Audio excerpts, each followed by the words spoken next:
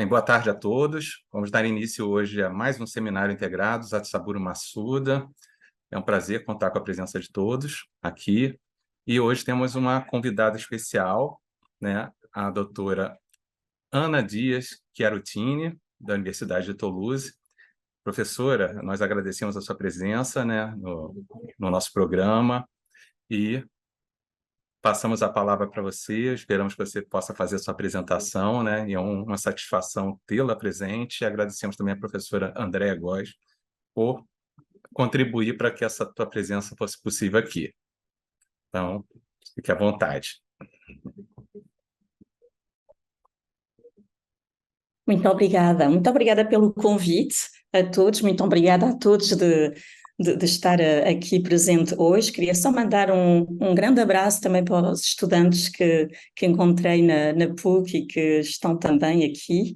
Agradecer a Andrea, foi um encontro maravilhoso da vida e espero que vamos ter muitos mais outros encontros. Então, em França, eu trabalho sobre mais a didática da língua, mas faz agora mais de uns 15 anos que comecei a trabalhar na relação com a escola e os museus.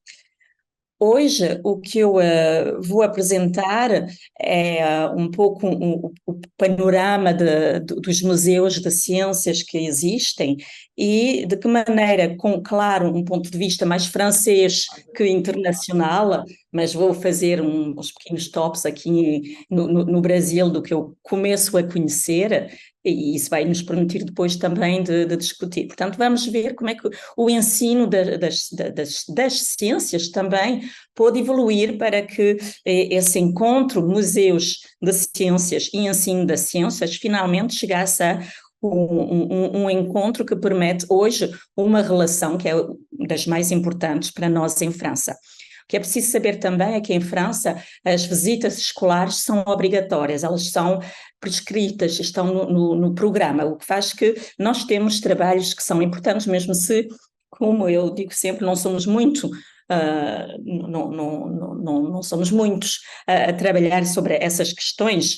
Há os que trabalham mais sobre os ensinos e que veem a relação entre a educação formal e informal, e os que trabalham mais sobre o museu e que olham também para essa educação formal e não formal.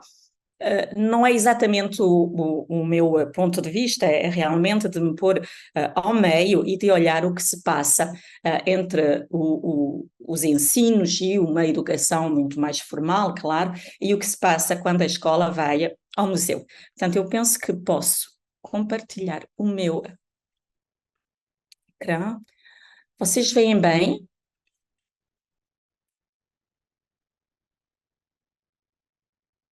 Está tudo ok? Então, vamos ver o que se passa, o que eu estava a dizer, como os museus de ciências evoluíram estes últimos anos e de que maneira o ensino das ciências também evoluiu para encontrar os museus. Vou utilizar certas imagens na apresentação da minha palestra, são imagens de pesquisas que eu fiz e pelas quais, claro, tenho a autorização das famílias, da escola, dos museus, de todos, finalmente, todos os que estavam concernados pela a pesquisa para poder utilizar o que as crianças e os mediadores ou os professores dizem, mas também as imagens deles. Então, os museus de ciências, podemos dizer que a origem, se queremos reconstruir a emergência dos museus de ciências, a origem é preciso remontar aos gabinetes de curiosidades na França e também na Europa. Vai ser mais ou menos a partir do século XVI que pessoas ricas vão ter essa idade de reunir objetos e de estudá-los. Claro que são amadores e às vezes de arte, de ciências, o que vai muito enriquecer isso tudo e o que faz que os gabinetes de curiosidade vão começar a ter um grande sucesso é que o que eles vão mostrar é o que vem, se eu posso me permitir, também vem daqui do Brasil. Quer dizer que é esse período das grandes descobertas de outras terras e de objetos, de uma fauna, de uma flora muito diferente do que conhecemos em Europa, que vai permitir, ou que vai ocasionar esta vontade de guardar, de conservar e de organizar exposições que vão ser, ao princípio, reservadas, claro, a um pequeno círculo de pessoas muito privilegiadas. Durante a Revolução em França, esses gabinetes de curiosidades vão desaparecer. E vai ser realmente o nascimento do museu que nós conhecemos, museu público, quer dizer que tudo o que estava nos gabinetes de curiosidades vão ser dados aos museus para poder ser expostos a um público muito mais amplo. Claro que também não podemos falar, nesta altura, de uma grande democratização do museu. É um público mais amplo, mas não é toda a gente que vai poder ir ao museu. Para muitos, também, esses museus, a partir do século XIX, vão começar a compensar o que eles pensam que há como falta de educação.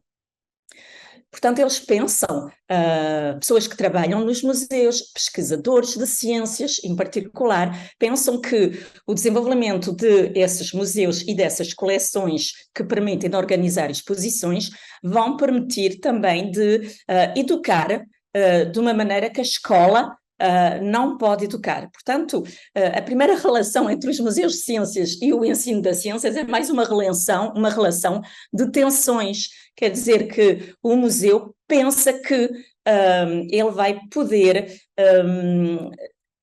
complementar, compensar o que a escola não pode fazer. Claro, não é para todas as crianças, já nesta altura.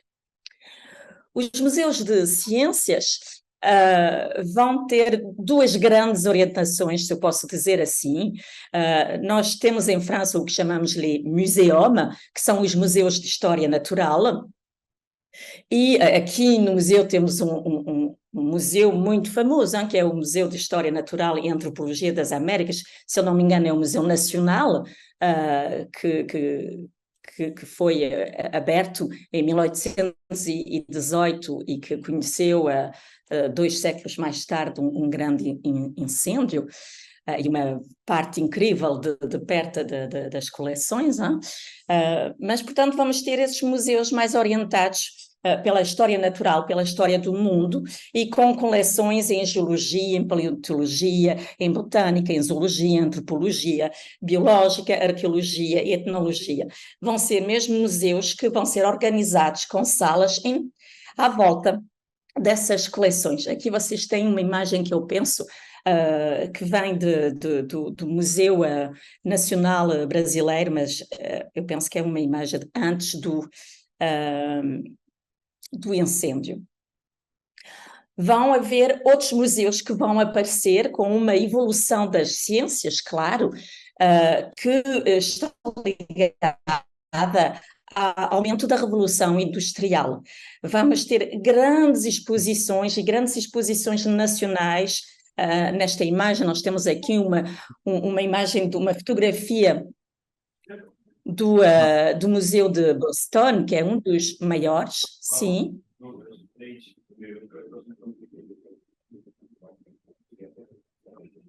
Há um problema? Ana, você Ou posso continuar? no primeiro slide ainda? Ou não? Porque não, não está passado. não está passando. Então vou Acho que voltar. também não está no modo apresentação. Acontece muitas vezes. Se eu chego aqui, vocês veem? Agora sim, ó. sim. Aham. Sim, acontece muitas vezes. Obrigada. Nada. Portanto, vou-vos mostrar a imagem de um dos primeiros gabinetes de curiosidades em França, pelo o maior colecionador, enfim, o maior amador de coleções que nós tivemos, que uma imagem que eu penso ser do Museu Nacional de janeiro, antes portanto, estamos aqui a ver o Museu de Boston, que vai ser uma grande referência para todos no mundo, e vai ser um museu muito mais ligado às outras ciências, às ciências técnicas e industriais. Vão ser museus que vão ter coleções, mas também vão ser museus que vão permitir de desenvolver centros de cultura, o que nós chamamos de centros de cultura científica, em tecnologia e na indústria. Esses museus e centros museais, centros de cultura científica, se posso dizer assim, vão se desenvolver muito no século XIX e XX. Portanto, vamos ver que a evolução mesmo da ciência, das ciências, vai fazer que os museus vão se desenvolver e as coleções vão evoluir, a museologia vai evoluir e os objetos expostos com o que eles, como eu posso dizer, o papel deles vai também evoluir. Estas grandes exposições vão ser mesmo grandes exposições que vão ter em toda a Europa e também que têm que têm um papel nacional, que têm um papel, vamos ver, de política nacional, que têm um papel de valorização do país e também muito do que a ciência está construindo como visão do mundo, que naquela altura não é uma visão muito mais ideológica, se dizer também assim. É a partir da Segunda Guerra Mundial, na Europa, que os museus vão realmente começar a ser abertos às crianças e ao grande público. Vai ser uma grande orientação dos museus, e especialmente nos países anglo-saxões. E porquê? Enfim, não é porquê, mas essa grande evolução para um outro público também se acompanha do surgimento dos dioramas que vocês veem aqui. Quer dizer que temos sempre que pensar que é porque há uma evolução na museologia, na capacidade de mostrar as coleções, que também os museus vão poder evoluir. Isso tudo está sempre muito ligado, claro. As primeiras funções dos museus foram conservar.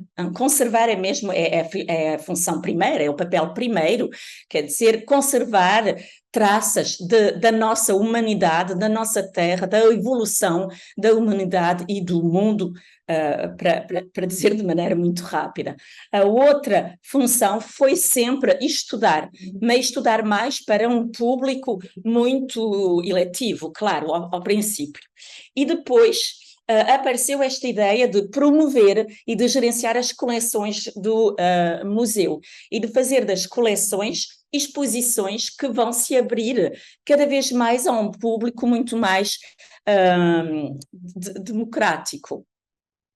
E nessa abertura democrática do museu vai ser a população que não conhece bem os museus e que não está próxima dessa cultura científica e da cultura da museologia, e também as crianças. Há dois autores que eu gosto muito, André Gobbi e Noémie Droguet, num artigo que apareceu em 2021, que é muito recente. Eles dizem que a pesquisa científica é a base de todas as missões do museu. Portanto, nós vemos bem que ciências, o desenvolvimento das ciências e dos museus estão muito, muito, muito ligados. Ela alimenta a função, dizem eles, da apresentação, fornecendo os elementos factuais e interpretativos que permitem que a exposição seja construída, que seu discurso seja desenvolvido e que seu significado seja dado. Portanto, não há nenhuma, ou não houve até estas datas, estes últimos 20 anos, 30 anos até, de ciências que não tinham no comitê científico, ou no comitê da museologia, especialistas também das ciências e das temáticas que eram apresentadas, trabalhadas nas exposições. Brice Laurent também diz que as exposições são um lugar por excelência para a exibição da ciência. Isso também é importante, porque o que está mostrado no museu não são as ciências, é uma imagem das ciências. Não é as ciências, não é a evolução mesmo das ciências, isso é na faculdade, é nos nossos laboratórios que vamos encontrar, ou nos livros. O museu é uma narrativa sobre essa evolução das ciências. É uma narrativa acompanhada pela uma expertise científica, claro, mas é sempre uma maneira de uma exibição, uma maneira de mostrar uma imagem. Os museus dão uma imagem das ciências. E então, muitos especialistas dos museus vão-nos mostrar que eles ajudam também a produzir o que eu estava a dizer há bocado, um orgulho nacional e certas relações de poder. É preciso pensar em certas manifestações culturais que temos, por exemplo, ainda hoje na China. Há museus que é mesmo mostrar a grandeza da pesquisa deles, da história do país. Portanto, há sempre qualquer coisa, ou houve sempre, enquanto os países tiveram uma dimensão, os museus tiveram uma dimensão nacional, foram muito em relação com o poder nacional, com o poder político. Nós sabemos bem, vocês aqui no Brasil viveram isso, nós em Portugal também, em França um pouco menos, mas existiu, e vimos durante a triste época da Segunda Guerra Mundial como o político podia influenciar as exposições e o discurso das ciências, de poder meter mais em exposição um discurso sobre a humanidade que um outro discurso. Estou, por exemplo, a pensar na maneira que em ciências nós construímos a desigualdade entre um povo humano de cor diferente. É uma produção política e uma utilização política de certos trabalhos em ciências. Não são as ciências, são certos trabalhos ideológicos em ciências que construíram essa visão do mundo e o poder que vai construir sobre essa visão do mundo.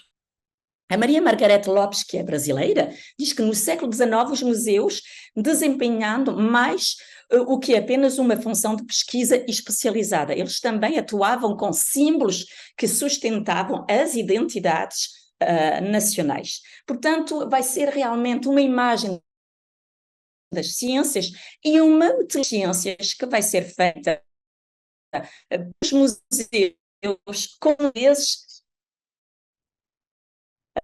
a expressão malgré museus. Nem todos queriam, mas foi a utilização política que foi feita. No século XX, vai haver uma terceira evolução dos museus, que eu comecei a apresentar há bocado, quando comecei a falar dos centros científicos, culturais e científicos das ciências, da indústria e da tecnologia. Esses museus, a ideia de uma terceira geração é uma maneira de dizer que utiliza muito Hermínia Pedretti e Ana Maria Naves Lanini.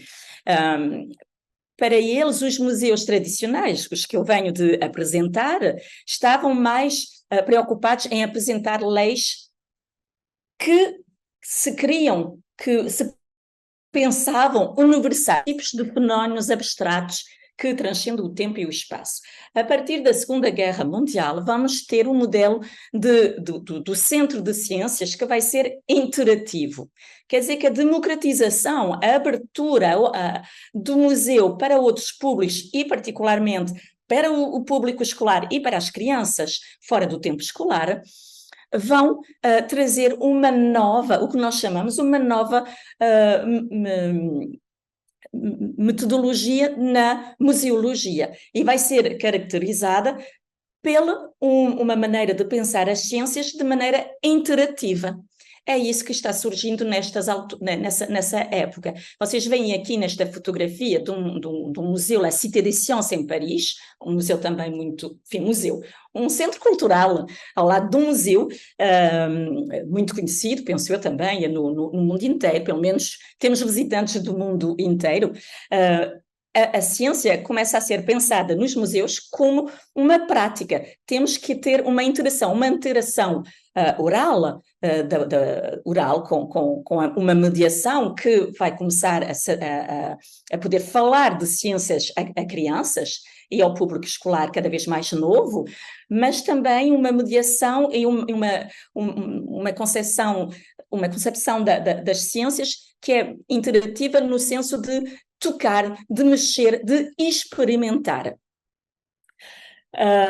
Eu gosto muito dessa expressão de Amod, que diz que vão ser a ciência em ação. Acho que é uma bonita expressão que mostra mesmo muito o que está acontecendo. A quarta geração é aquela que nós conhecemos hoje, em que o tema mesmo da exposição, esta vez, já não é o testemunho do mundo que é, tal como ele é. Vai ser trabalhar no mundo para trabalhar sobre o que nós chamamos a poderosa mudança de paradigma. Quer dizer que vamos começar a trabalhar com diferentes... Os museus de ciências vão começar a trabalhar com contextos sociais, culturais, políticos e externos, claro. E o que vamos ver vai ser mais, finalmente, ter um discurso, desta vez, que é assumido pelos museus, um discurso político, um discurso de verdade, se eu posso dizer, política, para formar, desta vez, para educar às grandes transformações do nosso mundo. Portanto, os objetos expostos já não vão ser aqueles que testemunham do nosso mundo, mas aqueles que testemunham da transformação que o nosso mundo está vivendo. Para poder, claro, também nos preparar a essa grande transformação, aqui temos uma fotografia que eu adoro de um sítio que eu acho muito bonito aqui no Rio, que é o Museu da Manhã, e vocês veem, vamos ter aqui nos objetos expostos na meteorologia, vai ser com o numérico, com tudo, com os ecrãs que vão mostrar, e aqui grandes, para nos mostrar como finalmente estamos... não podemos fugir a fatos reais. Há 40% a mais de chuvas que estão inundando o mundo. O calor o mundo está cada vez mais quente e é 0,85 graus cada vez mais por ano. Também vamos faltar, e já faltamos, e vamos cada vez mais faltar de comida para poder dar a comer ao mundo inteiro. Portanto, essa última geração de museus as ciências também, hoje o desafio das ciências é também explicar o mundo de amanhã e de compreender os grandes desafios de hoje. Vocês veem que, eu não falei há bocado, mas nos museus tradicionais visitávamos com o corpo, mas sobretudo um corpo que não mexia, que vai começar a tocar as coisas, mas era com o olhar que nós olhávamos para os gabinetes, para as exposições. Aqui vamos ter, por exemplo, no Museu da Manhã, a museologia do museu propõe aos visitantes de estarem deitados para ter essa sensação mesmo de uma transformação do clima e do mundo que tem que pesar para nós termos a consciência do que se está transformando.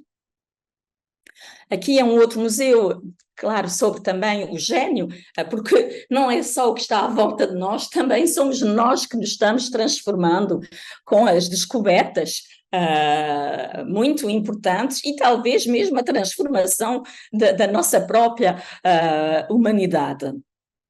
Então, agora proponho de ver, vamos ver mais como o ensino. O museu sempre teve um papel muito importante na educação informal, mas, pronto, o ensino das ciências também foi construído sobre, claro, programas, um horário, atividades escolares muito precisas, no que Chevalard, que eu sei que vocês conhecem bem aqui, que é em didática da matemática, ele trabalhou muito sobre os conteúdos escolarizados e ele fala da transposição didática. Eu utilizo um outro conceito, mas é muito próximo também desse. Portanto, na escola é igual, não são as ciências que são ensinadas, são conteúdos científicos que são escolarizados. Portanto, museus e escola são dois lugares, duas instituições em que os saberes académicos construído pela pesquisa em ciências, vão ser transformados de uma parte para ser mediados numa mediação no museu e para serem ensinados e escolarizados na escola. Em França, como no Brasil, tivemos um grande movimento a partir dos anos 70 de o que chamávamos as ciências novas e, em particular, em França tivemos o grande movimento de la main à la pâte, que é a mão na massa, mas é mesmo dizer que vamos fazer ciências com as mãos, vamos compreender fazendo. Vamos fazendo para poder compreender. Vai ser uma proposta que vai ser fundamental e que vai modificar muito o ensino das ciências, particularmente em França. Vai ser um ensino que está fundamentado sobre a ação, sobre a problematização. Os alunos vão ter sempre que tratar problemas concretos, em que as respostas vêm da investigação, da experimentação e de uma construção coletiva a partir dos saberes científicos que nós temos. Também o ensino das ciências vai se desenvolver muito, e foi o trabalho que eu fiz muito também em França, com uma forma de debates. Não é ouvir o que as ciências produzem como saberes, vai ser desenvolver nas classes debates para construir o que eu chamo uma maneira de pensar, de falar e de agir em cada disciplina escolar. Aqui para nós hoje é pensar, falar, agir em ciências. Portanto, o desenvolvimento dessas duas instituições, a escola e o museu, vão poder se aproximar porque elas estão evoluindo, estão se transformando uma em outra quase ao mesmo tempo e que o museu que era visto há 2 anos atrás como poder complementar o que a escola não podia fazer, hoje é um complemento diferente, é uma outra maneira de poder pensar, falar e agir sobre as ciências, que não está em contradição com a escola, mas bem na continuação do que se passa na escola. Bem, aqui não vi o tempo que passei, então é um modelo que eu... bem. É um modelo didático que eu propus nos meus últimos trabalhos para poder finalmente estudar e compreender o que se passa nas visitas escolares. Então, vou, antes disso, apresentar um elemento, um exemplo de mediação, que aqui está escrito meio francês, meio português. Um exemplo de mediação num centro científico de ciências, no que chamamos em França Forum des Sciences, no qual eu trabalhei muito durante mais de 10 anos, quando eu morava no norte da França. Portanto, eu filmo as crianças, os meus dados são dados filmados, e depois transcritos, como vocês têm aqui um pequeno exemplo, e tem uma imagem dessa exposição que era sobre a consumação, chamava-se consuma, em referência à consumação, e atitude, consuma atitude, que era mesmo refletir sobre as atitudes que nós tínhamos de consumação com crianças. Então aqui temos um mediador que diz, sim, continua, me dê um exemplo. Então, sobre comida é fácil, um exemplo sobre a comida, porque você não pode comer toda a coisa que quiser. Porque é um aluno, não é? Sim, quer dizer que é o aluno que pegou a palavra no quinto lugar. Os outros vão responder, mas é inaudível, não vou poder transcrever o que eles dizem. E o mediador continua. Espera, eu perguntei a ele vai responder, você não sabe, bem, eu vou ajudá-lo um pouco, vamos dizer, estava falando sobre bife picado antes, e depois do que eu lhe disse, o bife picado polui muito e consome muitos alimentos. Bem, deixo vocês, se quiser, o fim deste troque. Para mim, troque é mesmo muito interessante porque mostra como o discurso do mediador muito curso dos professores na escola. Temos aqui os mediadores, um mediador que vai fazer perguntas. Estamos no fim da exposição, ele quer saber o que as crianças, que os alunos visitantes conservaram, que eles compreenderam. Portanto, ele faz a hipótese que, depois de ter experimentado esta exposição e de ter compreendido que para comer carne temos que ter bois, vacas, que isso é uma grande poluição para a terra, para o nosso mundo, mas que não é só isso, é que quando a vaca é morta, temos depois toda a transformação da carne, temos o transporte da carne, temos a congelação da carne, temos, portanto, tudo que é da consumação para que o bife possa chegar no nosso prato, isso é muito custoso em termos de poluição, vai poluir muito o mundo. Então ele está pensando que, uma vez que ele disse isso, as crianças vão parar de comer bifes. Bem, claro que é uma grande ilusão, mas que pode haver uma certa conscientização, claro que sim, também. Mas o que eu queria mostrar aqui é que esse discurso durante a mediação com o público escolar é muito próximo do discurso do ensino das ciências que vamos poder ter nas classes. Aqui não tenho tempo para vos mostrar as comparações que eu faço um trabalho com dados nas duas instituições e são muito próximas. Uma outra coisa também que eu vos queria mostrar, mas finalmente não guardei a fotografia, é que as crianças nos museus, quando estão com a escola, eles estão assentados no chão, e quando querem falar têm que levantar a mão, o que é signo mesmo do que Guy Vincent, um sociólogo francês, falava da forma escolar. Portanto, nós temos uma grande forma escolar. Aqui no Brasil, como em França, também falamos muito da escolarização do museu, uma escolarização que passa pelo fato, como nós vemos aqui, que o museu vai abrir espaços para poder acolher as classes, os alunos, aqui é um deles, no Museu em Paris, mas os museus também, os mediadores, vão às classes, vão na escola para poder trazer objetos, para poder manipular. Portanto, estamos numa relação que é muito, não sei se diz assim em português, mas eu diria fusionel. Não é uma fusão total, mas é uma relação em fusão, em um encontro com coisas que estão a passar de uma instituição para a outra. É o modelo que eu quis construir para mostrar que durante as visitas escolares, a população em França, no Brasil não sei, mas penso que sim, é a população que mais vai ao museu. As crianças em França vão mais ao museu com as escolas, com a escola que com as famílias. Portanto, se nós vimos a escola da maneira que ela é construída, o museu, na escola vamos ter uma disciplina escolar com o que eu dizia há bocado, também uma imagem do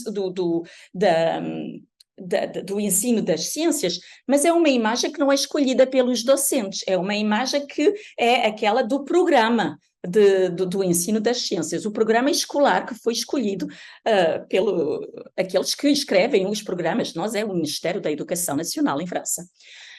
O docente, claro, e vamos ter aqui o ponto da criança que está entrando, ou saindo da escola, ou entrando no museu. Portanto, aqui o que está representado é esse encontro entre a escola e o museu, e que eu analiso a partir do que nós chamamos a situação didática, que para mim tem 3 universos. O primeiro universo é a comunicação. Eu mostrei há bocado que a maneira de falar com as crianças durante o tempo escolar, na escola ou no museu, é muito parecido. Não é idêntico, não é a mesma coisa estar no museu e estar na escola, mas é muito parecido, e a visita escolar participa dessa transformação, dessa escolarização do museu. Temos também os hábitos, uma palavra, os hábitos do ponto de vista do nosso sociólogo francês, os hábitos institucionais. Quer dizer que um museu de história natural, um centro de cultura científica, da tecnologia e da indústria, ou um museu da terceira geração, um museu como o Museu do Amanhã, ali temos uma museologia que é muito diferente de outros museus. Portanto, isso também vai ter uma influência sobre a visita escolar, mas também é uma relação com a escola. Em França, por exemplo, nós temos escolas que se reclamam da pedagogia Freinet. Essas escolas têm uma outra maneira de ensinar as ciências. Portanto, isso também vai ter uma importância, porque os alunos, os professores, quando vão entrar no museu, já vão ter outras maneiras de pensar os conteúdos científicos e uma outra relação com o museu. E o último é o episteme, que é um termo, um conceito que eu pego ao Foucault, que é também um filósofo francês que trabalhou também com um aspecto sociológico. O episteme, para ele, e para mim, da maneira que eu vou utilizar esse conceito, o episteme quer dizer que todo saber tem em si a sua própria potencialidade de transformação. E é isso que nós vamos ver. Entre a escola e o museu, um saber científico vai se transformar. Eu já disse várias vezes, é sempre uma imagem das ciências, é sempre um saber transformado que entra na escola ou que se transforma pela exposição mesma. E então, mas esse saber tem uma potencialidade, não é infinita a transformação dele, tem uma potencialidade de transformação. Às vezes, muito diferente do que a escola diz, mas às vezes não é diferente. Podem mesmo ser quase iguais, ou de estar numa forma de visão do mundo que se completa entre os museus e a escola. Então, como tinham dito 40 minutos, e que eu não sou totalmente ainda carioca, mas ainda um bocadinho francesa, vou concluir, assim vamos ter tempo para poder trocar. O que eu tentei hoje de compartilhar com vocês é esta diferença entre educação formal e educação, que eu vou dizer não formal. Também temos o conceito de educação informal, mas para mim é não formal. É assim que muitos trabalhos vão ver a relação entre escola e museus. Uma com a formalidade, com os programas, um outro mais aberto e sem totalmente uma forma, um programa definido por outros. Mas eu mostrei bem, enfim, penso sendo mostrado, pelo menos tentei de vos mostrar que a educação no museu não é formal, não é a educação da escola, mas não é totalmente informal. Ela tem uma forma de mediação científica. E, portanto, visitar a escola durante muitos anos a visita escolar foi pensada como uma educação em tensão entre a formalização escolar e uma escolarização que não fosse não formal, mas nós vimos que o museu transforma os saberes, a escola transforma os saberes.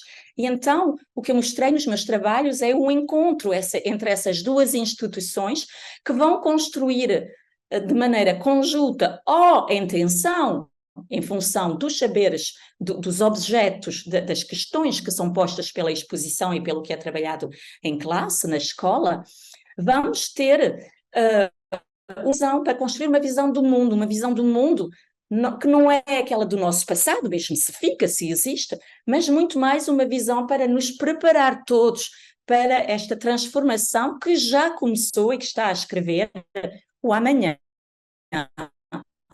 Portanto, é uma evolução da relação desta tensão que vai nos permitir de pensar a medição e o ensino das ciências, sabendo que as instituições evoluíram muito os últimos anos. Pronto, muito obrigada.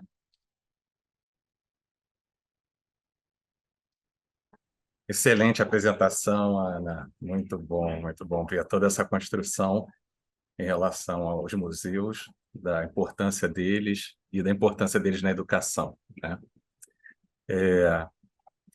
Eu tenho um filho de 17 anos que eu tenho uma certa luta, mora no Espírito Santo, onde não tem museus, inclusive, e tem uma luta para fazer com que ele goste de museus, né? Ele hiperativo e sem experiência.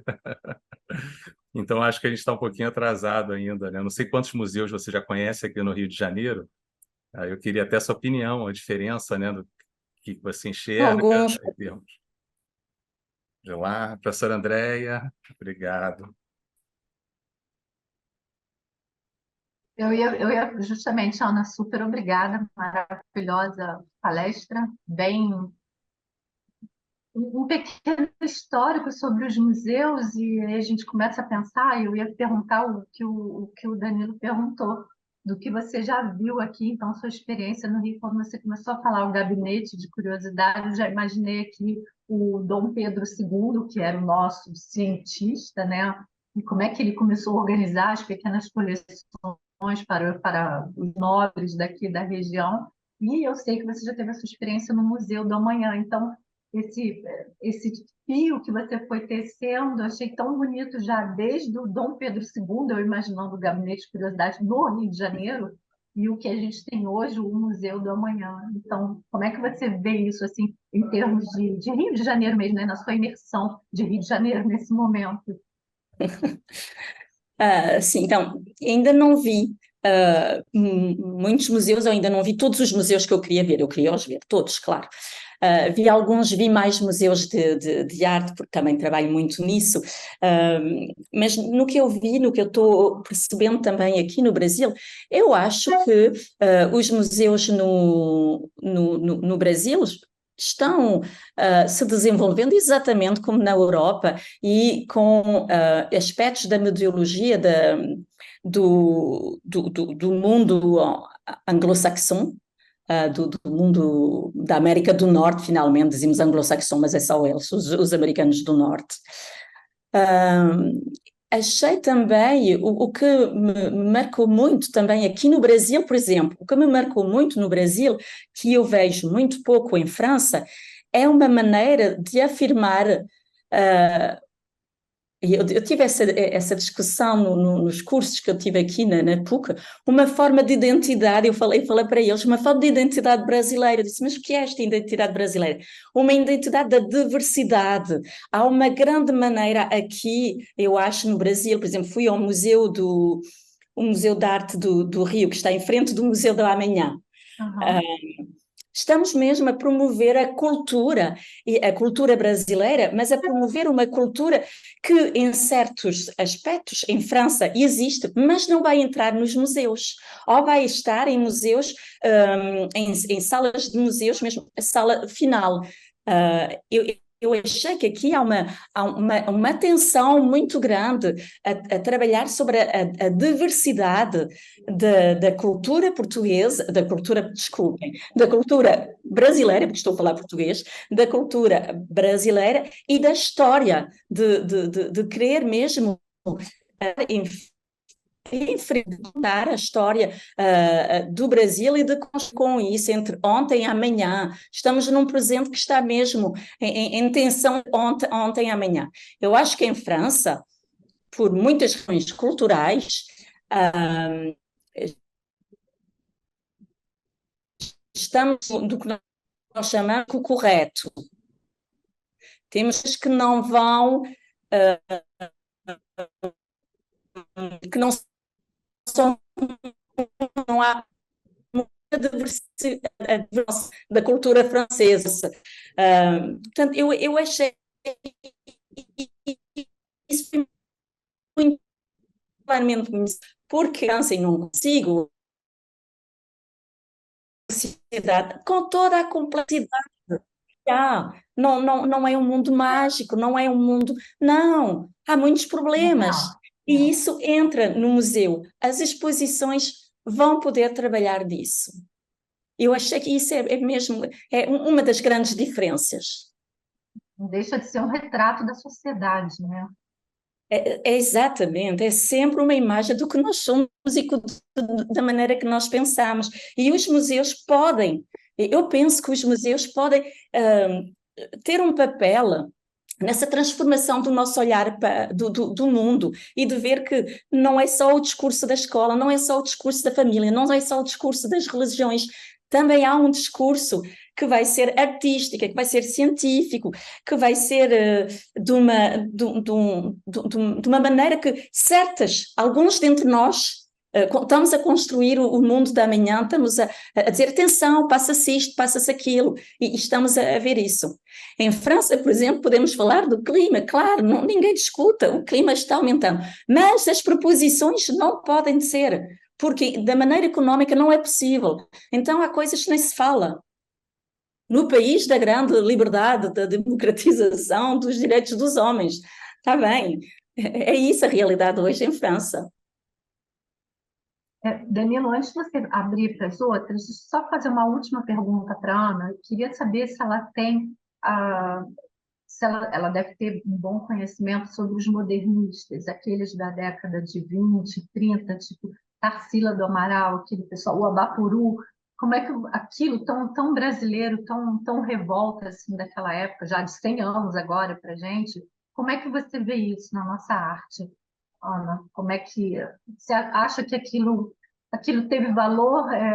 Eles foram realmente uma manifestação, eles gritaram, eles revolucionaram?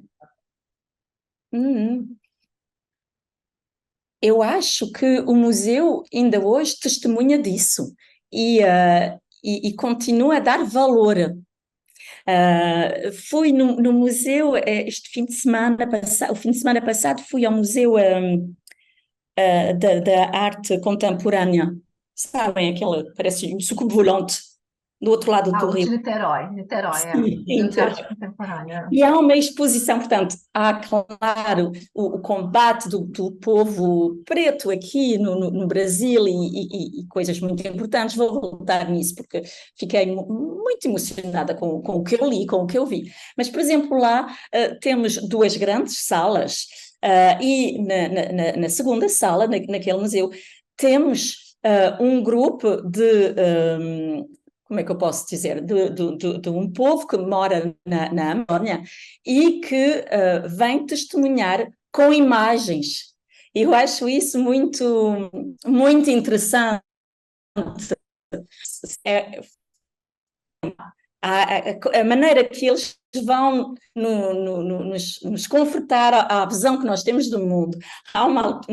Na exposição temos uma imagem em que desses artistas diz: descobri as imagens que tinha do meu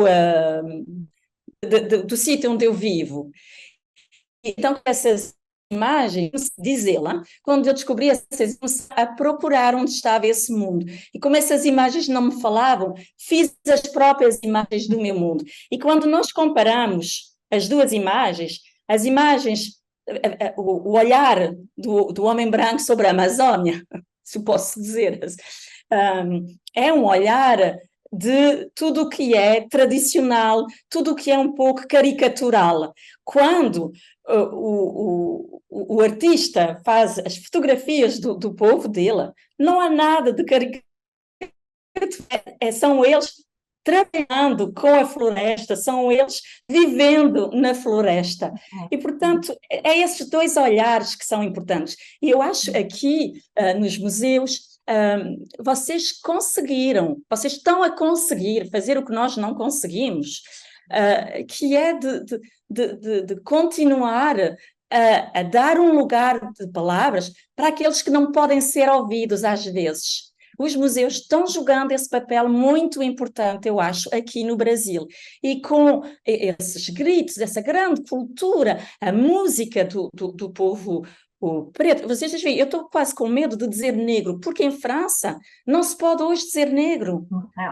Mas quando não dizemos que a pessoa é negra ou que a pessoa é preta, porque senão é fazer uma diferença, estamos a recusar que eles somos diferentes e que eles estão vivendo uma certa de inigualdade. Portanto, não querer aceitar as nossas diferenças é não aceitar que temos que trabalhar sobre as desigualdades da sociedade. E isso, eu acho que aqui no Brasil não há complexo. Não estou a ter um discurso da pequena europeia que chega e diz, é tudo maravilhoso aqui. Não estou a fazer o que os primeiros do meu povo fizeram, a descobrir o mundo maravilhoso do Brasil, mesmo se estou descobrindo um mundo, para mim, maravilhoso. Mas a museologia aqui no Brasil está afirmando uma forma de identidade, da diversidade, de dar a palavra, de dar a maneira de se exprimir aos que às vezes não se podem exprimir, e que o museu seja o lugar dessas palavras, desse testemunho. Eu acho que é exatamente o papel essencial do museu. Isso. Obrigada. Emocionante. Bem, eu estou com um barulho aqui de cortação de grama aqui do lado. Agora diminuiu um pouco. A gente tem uma pergunta aqui de um participante, Ana, para você. Gostaria de saber a sua opinião sobre o papel dos museus em tratarem temas polêmicos que os professores em sala de aula têm mais dificuldade de trabalhar, como educação sexual, evolução, aquecimento global, temas que trazem uma carga política ou religiosa, né, ideológica. Sim, é uma pergunta, é mesmo muito importante.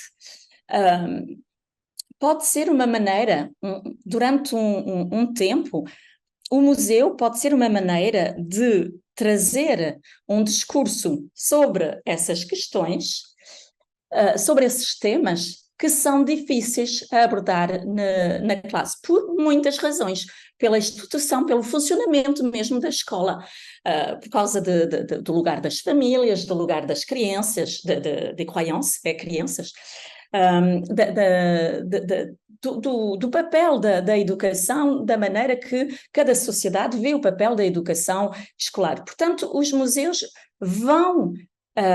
podem ser o lugar em que a discussão pode trazer uma maneira de pensar sem confrontar a polémica, sem trazer a polémica, se eu posso... Enfim, o que eu quero dizer é trabalhar sobre temas polémicos sem ter a polémica na classe. Compreender que há várias maneiras de pensar. Eu, em França, trabalhei muito sobre uma exposição que chama-se Des Elles et des Îles, eles, elas e eles, que eram elas, meninas e meninos, se vocês querem, que era uma exposição sobre a igualdade entre as meninas e os meninos. Tivemos muitos problemas com essa, eu tive muitos problemas pessoalmente com essa exposição. O fato que o meu nome estava no comitê científico da exposição e que eu fazia palestras sobre a exposição, fiquei por ter muitos problemas, porque grupos grupos religiosos começaram a filmar e a transformar o que eu dizia, até irem dizer que eu dizia coisas nas quais eu nem nunca podia pensar na sexualidade das crianças. Falar sobre a igualdade de direitos entre meninos e meninas não quer dizer que estamos a falar da sexualidade. Para mim era outra coisa. Portanto, o museu pode dar essa variação, essa diversidade de maneiras de ver. Mas eu espero, é um voto que eu faço, espero que um dia nas escolas vamos poder também falar tranquilamente dessas diferentes maneiras de conceber. Os direitos entre as mulheres e os homens, entre meninos e meninas, é uma maneira de escrever o amanhã, é uma maneira de dizer acabou-se a violência feita às mulheres, mas também dizer que quando dizemos isso, estamos a dizer acabou-se a violência, porque começando por dizer acabou a violência feita às mulheres, então nós temos todos os mesmos direitos, porque temos todos os mesmos direitos é acabar com a violência, com certas formas, e com todas se podemos, mas certas formas de violência em casa que não tem lugar, não tem que ser. O museu pode ser isso. Também há uma coisa que é muito interessante na museologia atual, é que estamos sobre o que nós chamamos de questions vives, perguntas vivas, questões vivas, temas vivos na sociedade. A educação sexual é um tema vivo, porque para já foi uma educação mais que informal, sobre a qual certas crianças nunca ouviram falar, nunca perceberam o que se passava. Então, poder explicar porque que hoje falamos de uma educação sexual. O que é que isso quer dizer? O que é que isso quer dizer para os homens? O que é que isso quer dizer para as mulheres? Não é dizer como vamos fazer o amor, não é isso, não são práticas sexuais. É pensar o que é ter uma educação sexual para saber que temos que nos proteger. A SIDA está aqui. Então, o sexo mata todos os dias no nosso mundo. O sexo faz que mulheres, meninas têm crianças e não estão em idade ou não estão em situação para ter. Portanto, é isso uma educação. Quer dizer, poder falar de saberes que não são científicos, que não são artísticos. Não temos um programa de educação sexual. Enfim, há em certos países, nós em França não temos, mas quais são os temas que podem dizer que um ser humano hoje tem que saber o mínimo de coisas sobre a vida sexual, e depois ela faz o que ela quer, o que ele quer, e as práticas que são os deles, não é ter um julgamento. Portanto, isso é importante. O que eu também queria dizer é que muitas vezes estamos, por exemplo, sobre o género, não sabemos, não temos saberes científicos que estão comprovados. A ciência ainda não nos disse tudo, ainda temos muitas coisas a descobrir. E às vezes estamos falando por exemplo, sobre o clima. Hoje sabemos muito mais que há 10 ou 20 anos, mas faz 50 anos que os científicos estão-nos a dizer ui, lá, estás a pensar qualquer coisa no Polo Norte, o nível da água está aumentando, as temperaturas estão aumentando, temos que fazer cuidado. Hoje sabemos certas coisas, mas nós ainda não sabemos tudo o que vai nos acontecer. Portanto, estamos a trabalhar com os museus, eu acho que isso é mais fácil no museu, para depois trazer as discussões para a classe. Os museus também podem apresentar o fato que não sabemos, mas o que é que sabemos para poder imaginar amanhã? Mas não sabemos tudo. Não sabemos quais são, por exemplo, os efeitos totais da vacina. Mas sabemos que sem a vacina morremos, isso sabemos. Mas a vacina que nós tivemos todos vai deixar como traça? Não sabemos. Temos remédios que nós estamos a tomar que vão transformar o nosso corpo, os nossos genes estão se transformando também. Portanto, há coisas que nós não sabemos. E poder educar uma consciência crítica é sobre tudo isso. o papel hoje do museu é desenvolver um espírito crítico, poder discutir de coisas em que nós não sabemos tudo. E é porque nós não sabemos tudo que também podemos discutir os fake news, quando homens políticos também vão utilizar discursos científicos para dizer coisas que não são verdades, para dizerem mentiras, ou outros grupos sociais que vão utilizar. Isso é um papel importante, eu acho, hoje, do museu, que pode começar no museu e depois, pouco a pouco, entrar na escola para poder ensinar os debates sobre essas questões que são fundamentais hoje. Não sei se respondi corretamente, não sei se percebi bem. Respondeu sim, muito bom, pelo menos para mim. Eu passei por uma situação engraçada. O meu filho tinha 10 anos, eu levei ele para Gramado, Canela, no sul do Brasil, e tinha um parque dos dinossauros lá. E aí ele começou a ser doutrinado numa religião e começou a falar para mim que ele não ia entrar no parque porque os dinossauros não existiam, e com raiva. Eu falei, que isso, filho? Eu não sei o que. Aí não terminou que ele entrou, ficou doido, amor, mas não queria por causa disso, dessas polêmicas, às vezes já traz uma restrição, né? Sim. E temos mais uma pergunta aqui, Ana. A Camila te parabeniza pela palestra e tem uma curiosidade. Ela percebe que aqui no Brasil não há uma fronteira muito bem delimitada entre os museus e os centros de ciência. Ambos recebem o título de museus. Como é essa relação na França?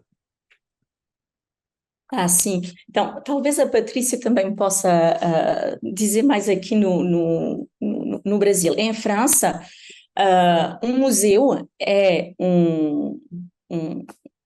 uma instituição com uma coleção. Quando não há coleção, não há museu. Isso é, por exemplo, o Museu da Manhã não tem coleção e em França ele não se chamaria Museu da Manhã, seria Forema das Ciências da Manhã, olhar para amanhã, enfim, não sei o quê, mas museu não seria. É verdade que aqui no Brasil, efetivamente, a fronteira às vezes não é assim tão rigorosa como nós podemos ser França. Em França vai ser mais um centro cultural, científico, da tecnologia. Mas então dizer que é bem, não é bem, não sei. O que é importante é que todas essas formas de trabalhar sobre as exposições científicas possam existir. Isso é mesmo muito importante. Então, Patrícia, que é que tenho o prazer de encontrar de vez em quando na PUC, que está no mesmo grupo que eu de pesquisa, no GPense, eu sei que ela na última vez falou disso, penso eu, Patrícia, não era? Aqui no Brasil. Desculpa, gente, boa tarde. Era assim, é porque a única questão é que, para ser considerado museu no Brasil, você tem que ter acervo. O IBRAM classifica como museu quem tem acervo. Acho que o pessoal de museologia aqui deve saber mais do que eu, né? Mas é quem tem acervo. Quem não tem é considerado como processo museológico para o IBRAM, tá bom? É isso. Talvez os centros de ciência sejam mais relacionados à experimentação, né? às atividades, manipulação. Talvez os centros de ciências tenham mais esse perfil, esse papel.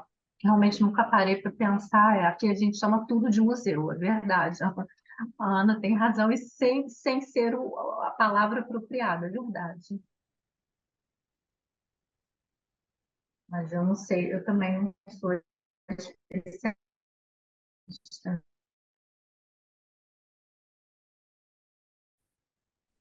Ana, temos mais uma pergunta aqui, do Fred. Mas se estimular o pensamento crítico do público é uma função do museu, não é paradoxal que haja resistência de certos museus em reavaliar coisas como fonte de financiamento ou retorno de itens às suas culturas originais? isso não criaria uma dissonância que minaria a mensagem do museu junto ao público? Não sei se percebi bem. O paradoxo é a resistência dos Tipo museus. Louvre, é isso? Comme Louvre, par exemple, Ah, avec voilà, les objets égyptiens, grecs, etc. Eu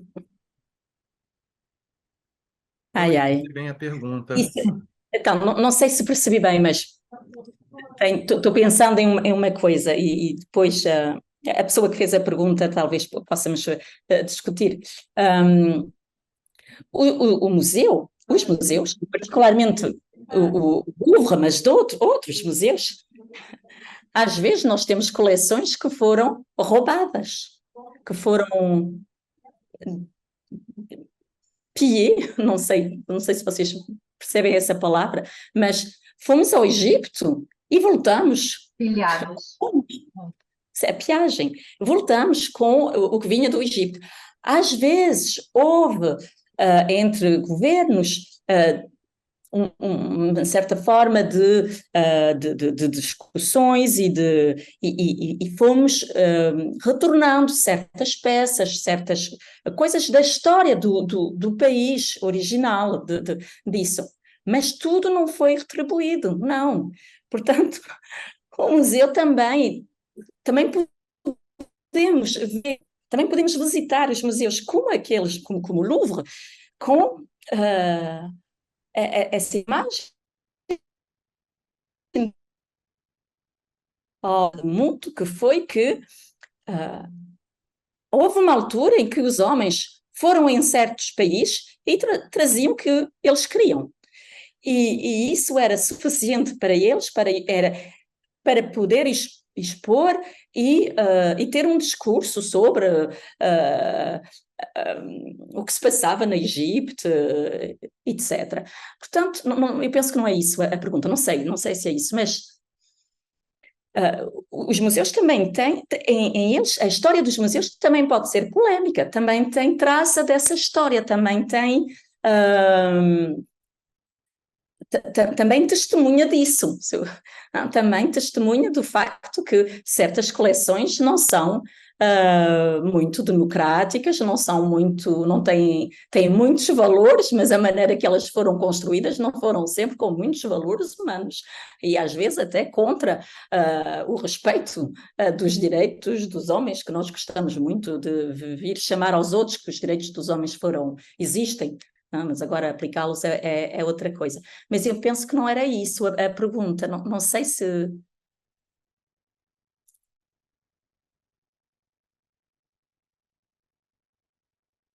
Mas não percebi bem. Fred, você não gostaria de abrir o microfone e conversar, debater?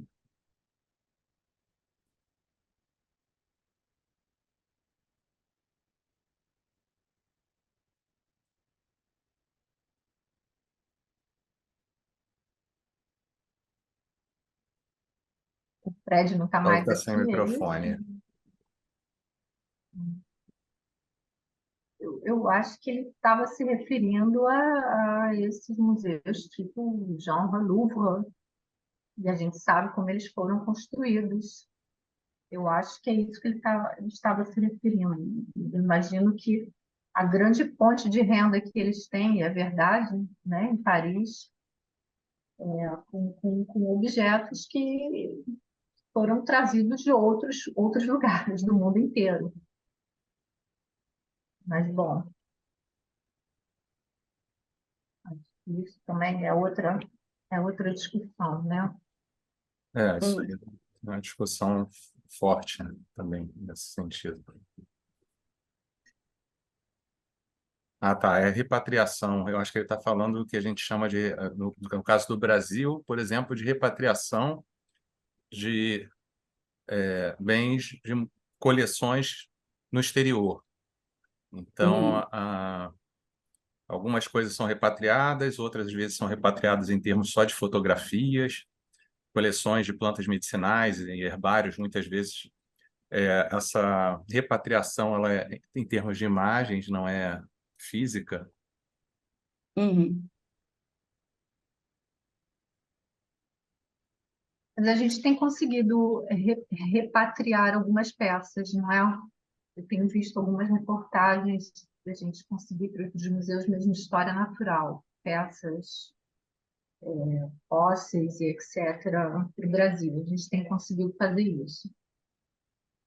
Sim, é uma grande, é uma perspectiva importante para os museus também hoje, para certos diretores de museus de poder levar a termo esse trabalho de restituir finalmente o que foi.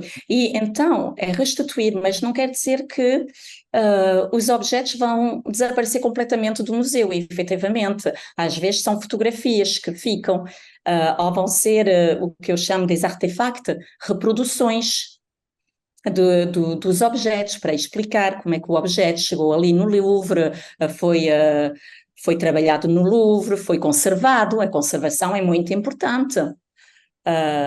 Porque também, pronto, as coleções do Louvre também permitiram em que conservamos muita coisa que podia ter desaparecido. Portanto, os museus também jogaram esse papel de conservar, é mesmo o papel primeiro dos museus. Portanto, é importante, mas temos que tratar isso hoje com qual é o interesse para o público de conhecer a sua história e a maneira que os objetos podem ser levados de um museu para o outro, e o que é que isso significa. Não é a mesma coisa que as coleções. Por exemplo, nós temos coleções que, em certas exposições, coleções que vão ser enviadas para um outro museu durante uma certa altura, para uma exposição que vai durar um tempo. Isso é outra coisa. É mesmo o fundo do que está conservado, de poder dizer a quem pertence isso hoje. Mas é uma grande questão.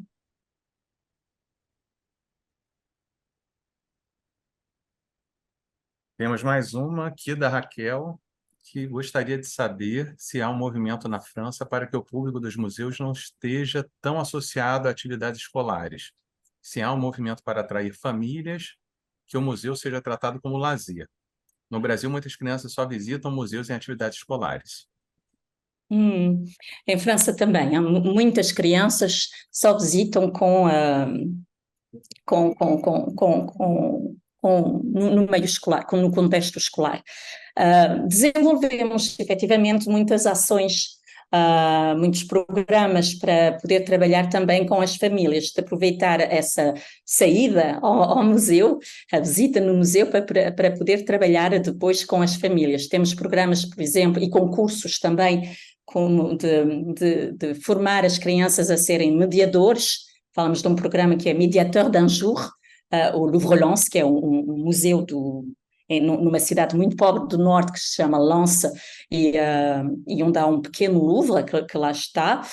Portanto, vamos formar as crianças a serem mediadores de um dia, e vão ser mediadores com a família que é convidada naquele dia ao museu. Vamos trabalhar nisso. Isso permite que as famílias entrem, às vezes, pela primeira vez no museu. E claro que essa primeira vez é muito importante.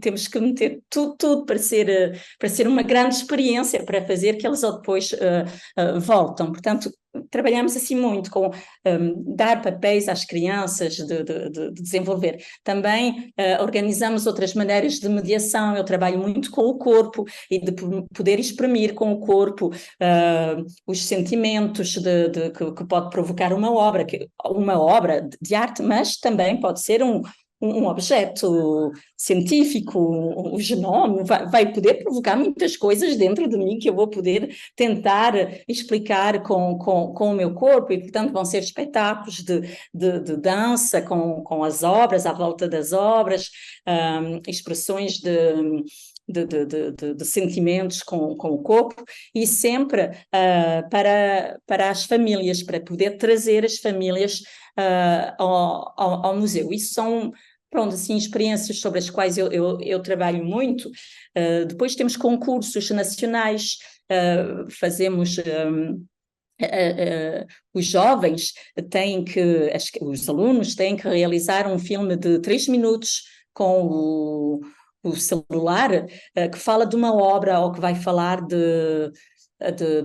deles no museu, e dá coisas muito, às vezes muito engraçadas, de mistura da cultura deles e da cultura do museu, do que está exposto, e isso também vai dar uma grande difusão depois à volta do museu, dentro do museu, fora do museu. Também tentamos trabalhar assim, com sair uma obra do museu, para que eles vejam a obra lá onde eles vão. No Louvre Lens. Em Lens nós temos um grande estádio de futebol. A vida de Lens está toda organizada à volta do futebol, e expor uma obra de arte no campo do futebol também e trazer as crianças, podendo falar, explicar e tudo, é uma maneira de fazer entrar assim as obras no cotidiano, coisas que sejam um pouco particular, mas também não é fora do mundo, não é fora do acesso a todo o público. É sobretudo nisso que eu trabalho, que há várias... eu posso vos dar depois, se vocês quiserem, referências desses trabalhos.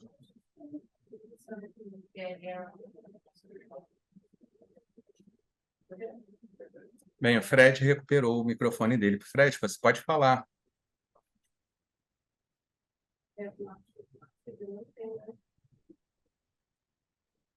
Para completar a pergunta dele.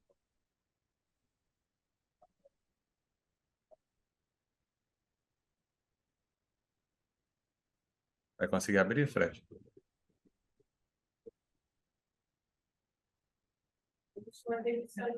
Alarme falso, falou que não conseguiu. Então tá bom. Bem, mais alguma pergunta de alguém? Só mais uma perguntinha, Danilo. Ana, você chegou a... Eu acho que você não teve ainda... Você veio para dar as aulas. Você quer contar para a gente só como é que está sendo a sua experiência, o que você veio fazer? A Ana está como professora visitante na PUC. Conta para a gente, então, assim, 2 minutinhos para a gente fechar a sua experiência, como é que tem sido lá, o que você tem desenvolvido. Eu acho que você não chegou a fazer visitação com as crianças nos museus aqui, não, né? Isso não faz parte, não fez parte ainda do seu... Tá, se você puder contar para a gente rapidamente. Sim, com prazer.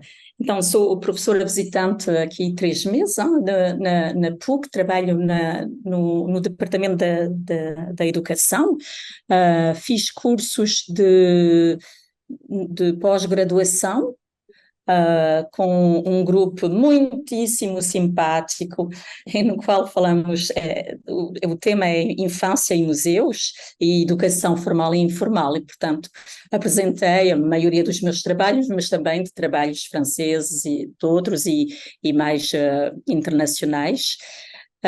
Também tive cursos de museus e ciências, que não era o que eu apresentei hoje, mas sobre exposições particulares para trabalhar conteúdos particulares em ciências, em biologia mais, e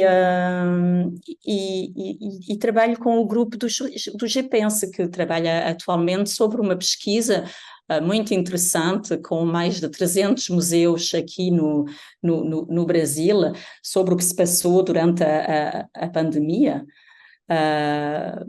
Portanto, foram mais discussões aí, mais teóricas e metodologia da maneira como nós vamos questionando os museus. Estava marcado, eu devia ter ido visitar escolas e museus, mas pronto, aconteceram coisas que não foi possível. Mas ainda não me fui embora. Sim, e também para uma próxima vez, né? Espero que você venha para ficar mais tempo na próxima. Muito pouco, Sim. 3 meses. E no meio da canicula. Calor. Bem, é isso aí. Acho que podemos encerrar por hoje. Ou querem fazer mais perguntas? Andréia, quer fazer alguma colocação final? Ana? Nossa, muitíssimo obrigada, Ana. Super Muito obrigada a enriquecedor, vocês. É sempre um esclarecedor para a Agradeço gente. imensamente. Muito Feliz obrigada. aqui pela apresentação. Então, nos despedimos aqui, né? Essa tarde. Um abraço para todos, né? Excelente sexta, um excelente final de semana. Agradecemos os nossos intérpretes, Danilo e o Alexandre. O pessoal está agradecendo aqui, parabenizando, Ana. E sucesso, Ana. Obrigado.